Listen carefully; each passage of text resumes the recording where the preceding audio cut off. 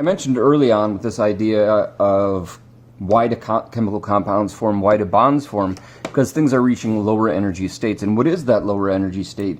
It's a full octet, a very stable situation. So what I want us to look at now is how things are actually bonding together at a more fundamental level. What are those valence electrons doing?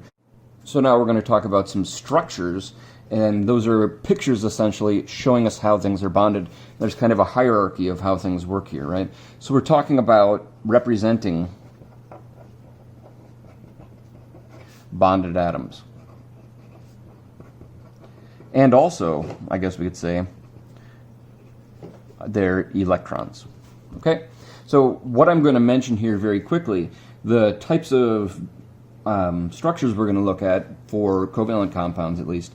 We're going to talk about a simple electron dot structure,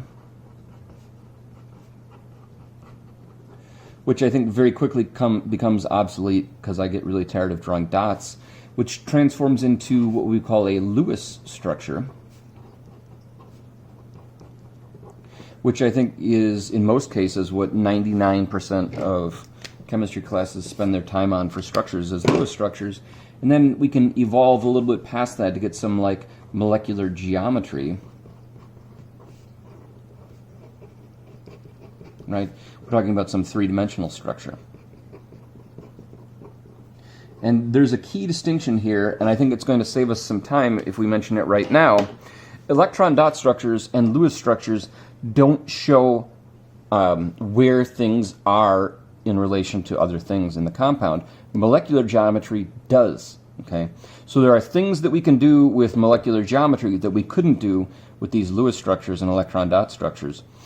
It's more work to get the 3D structure. It's harder to draw a 3D structure on a piece of paper, so a lot of times Lewis structure is good enough. But if you want to know something about intermolecular forces, how particles interact with each other, then you got to take a look at molecular geometry. All right, so I want to put a big disclaimer here.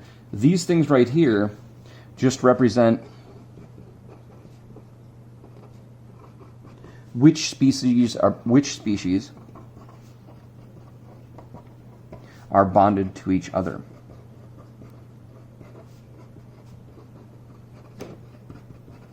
All right, and this is the super important. It does not show. You can make it in some cases.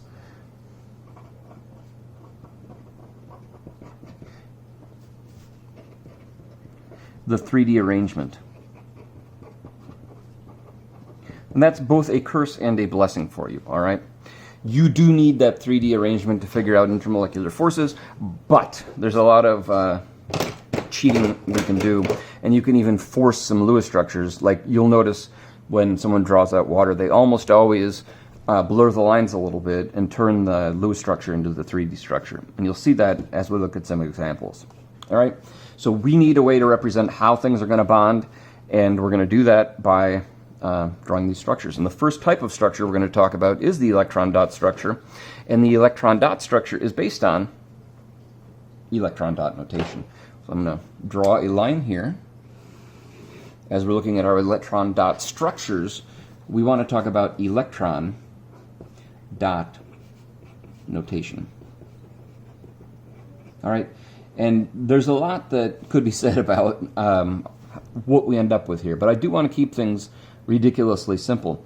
And in order to do electron dot notation, you just need to be able to look at the periodic table and make dots. All right, so electron dot notation is just a way that we show valence electrons as dots around the chemical symbol. Okay, so we're going to write valence electrons as dots around the chemical symbol.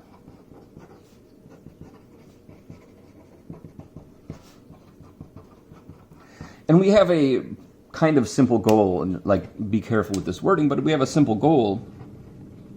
Our goal is how many, since these are valence electrons? Our goal is an octet. And we're going to have those paired up, right? So we're going to have 4 pairs of dots in this case. And that's not always our goal, but we can start out with this idea, the idea that we're just trying to get 4 pairs of dots. so that we can get a full octet, then I think we can very easily translate that into other things that we need. So when you're looking at this, and hopefully these words sound kind of familiar, if we look at some generic element X, all right, we're going to draw dots representing valence electrons, and I can draw up to 8 dots, and think of that as 2 per side. So 1 dot, and I'm not going to put the second dot right next to it, and there's a lot of words that I have to say about that, but I'm just going to put it on another side. Pretend you have 4 sides, you have 8 dots. Listen to these words, 1 dot on each side before any side gets 2 dots. All right, 1 dot on each side before any side gets 2 dots. Sounds a lot like Hund's rule, H-U-N-D, Hund's rule, when you were talking about orbital notation and quantum mechanics. For orbitals of equal energy, no orbital can have 2 electrons before each has a first electron, and they got to have matching spin. But in this case, we're just saying no side can have 2 dots before each side has 1 dot. Oops, well, that'll do. All right, so we've got our 8 dots there. And what we're going to do right now is we're going to give examples for actual elements. And I'm just going to run across period 2 of the periodic table here. Lithium, group 1. Beryllium, group 2. Boron, group 13. Carbon 14, nitrogen 15, etc. So I'm going to write those out, and I'm going to try and space them in some efficient way, and then we're going to put dots on them. All right. So our example here, we're going to look at, right, the electron dot notation for all the elements in period 2 on the periodic table. I don't want to write those words. So first thing we'll do is we'll write all of their chemical symbols. We've got lithium, beryllium, boron, carbon, nitrogen, oxygen, fluorine, and neon. All right? And this is group 1 of the periodic table, group 2, 13, 14, 15, 16, 17, 18. And there is a significance to that, because you actually don't need to know most of these words. You just need to be able to look at the periodic table and count. All right? So lithium, group 1 of the periodic table, 1 valence electron. Beryllium, group 2 of the periodic table, 2 valence electrons. Boron, group 13 of the periodic table, 3 valence. Carbon, 4 valence. Nitrogen, 5. Oxygen, 6. Fluorine, 7. Neon, 8. That's how many dots we're going to draw. All right, so lithium gets 1 dot. And you could put it anywhere. And that's, I think, just pretend it has 4 sides, but it could go on any of those 4 sides. And that's going to save you so much stress later on if you recognize that you have the power to put them wherever you need to. All that matters is how many pairs you have and how many single dots you have. All right? All that matters is how many pairs and how many single dots. It doesn't matter where they are in relation to each other. All right, but I'm just going to follow this idea. I'm going to work my way around 1 dot on each side before any side gets 2 dots. Now this, if you take a look at a different video I'm going to do on hybridization, is not actually intuitive. All right, but for right now, I think it's very intuitive. 1 dot on each side before any side gets 2. Boron, group 13, has 3 valence electrons. Carbon, group 14, 4 valence electrons, aka 4 dots, right? Nitrogen, group 15, 5 valence electrons, 5 dots, yeah. And then oxygen, group 16, 5 and 6. Fluorine, group 17, 1, 2. Oops, I cheated. 2, 3, 4, 5, 6, 7. And neon, 1 dot on each side before any side has 2 dots. And there we go. So anything in group 1 is going to have an electron dot notation that looks like that. Beryllium, or sorry, group 2, 3, 14, 13, 14, 15, 16, 17, 18. Every single time, so it doesn't even matter what you have. If it's in that group, that's how it's going to look. And you know how many dots because you're going to look at the periodic table and see where it is, which group number it's in. And I'll say that one more time. We know how many dots to put because we know which group on the periodic table it is. Those dots are valence electrons. So let's write some words to go along with that.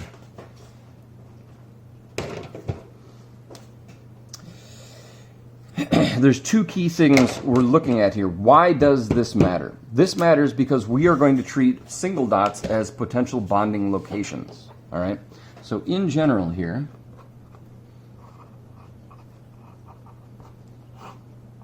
single dots are potential bonding locations.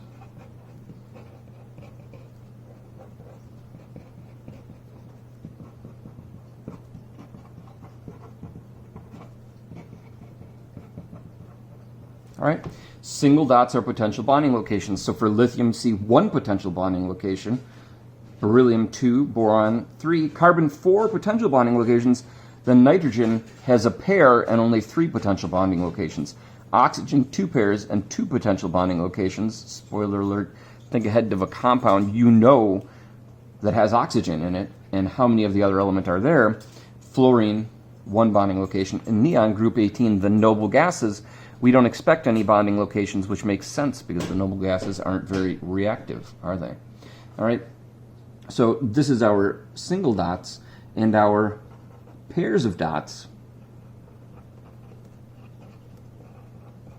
Since they are paired up, we call them non-bonding pairs.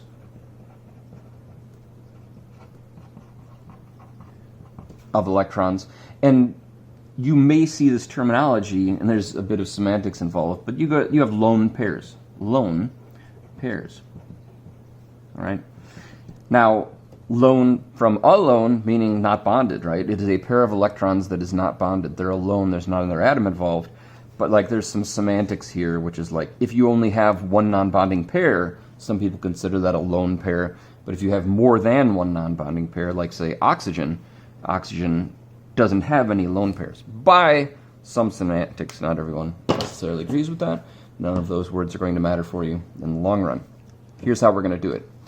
Put dots and then connect dots. That's how we're going to draw these structures. Before we do that, though, I do want to mention something.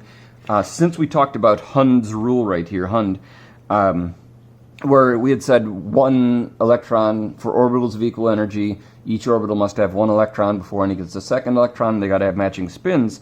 There must be some connection between Hund's rule and these valence electron dots we're drawing, or the wording wouldn't be so similar.